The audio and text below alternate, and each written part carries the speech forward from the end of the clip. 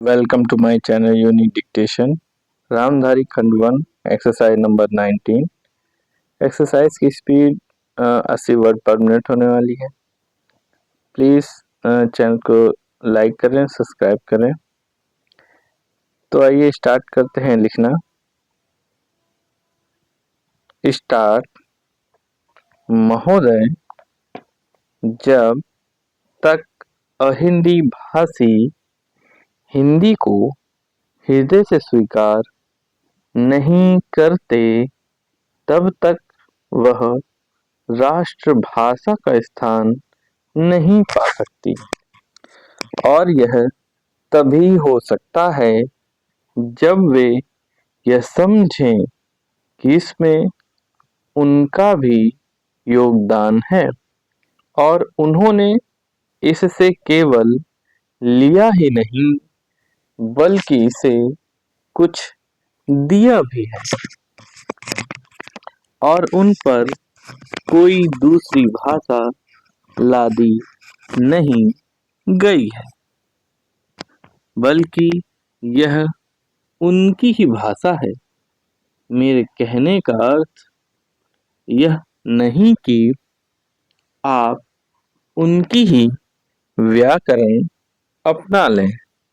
इसका अर्थ यही है कि आप उदारता पूर्वक जितना ले सकते हैं ले लें। भाषा इसी प्रकार बन सकती है। यह भी आवश्यक नहीं है कि उसको स्वीकार करने पर आप वही लिखना आरंभ कर दें, परंतु जो वे लिखें उसको आप गलत ना समझें। आज किसी भी भाषा का रूप वही नहीं है जो उसके प्रारंभिक काल में था। उसमें परिवर्तन होता रहता है। हिंदी के इतिहास में भी आपको यही बात मिलेगी।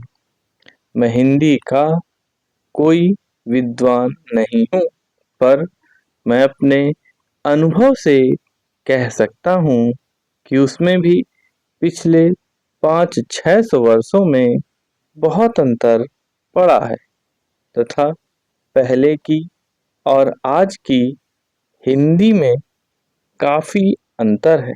इसलिए नवयुग में जब वह देश की भाषा बनने जा रही है तो उसमें थोड़ा अंतर करना भी पड़े तो वह स्वीकार कर लेना चाहिए, जिससे उसका अन्य प्रदेशों के लोगों के साथ मेल बैठ जाए। कई अहिंदी भाषी लोगों ने भी हिंदी की काफी सेवा की है। आपके राज्यपाल महोदय अहिंदी भाषी हैं और इन्होंने अपनी भाषा की बड़ी सेवा की है। यह भी हिंदी के पक्ष में थे और उन्होंने बड़ा योग दिया, जिसके कारण हम संविधान सभा में सफल हो सके। इनका भी यही विचार है जो मेरा है। मैं चाहता हूँ कि इनको भी हिंदी की सेवा करने का अवसर दिया जाना चाहिए। उसका फल हिंदी के लिए और देश के लिए अच्छा ही होगा। मानपत्र में आपने अपने संस्कृत के संबंध में कहा है। मैं मानता हूँ कि हमारे देश में संस्कृत का अध्ययन आवश्यक है, क्योंकि देश की सभी भाषाओं का स्रोत वही भाषा है।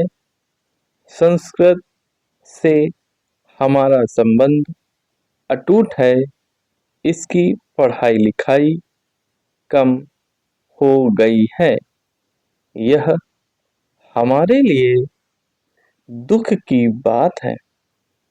मैं आशा करता हूँ कि इसकी उन्नति होगी। समाप्त।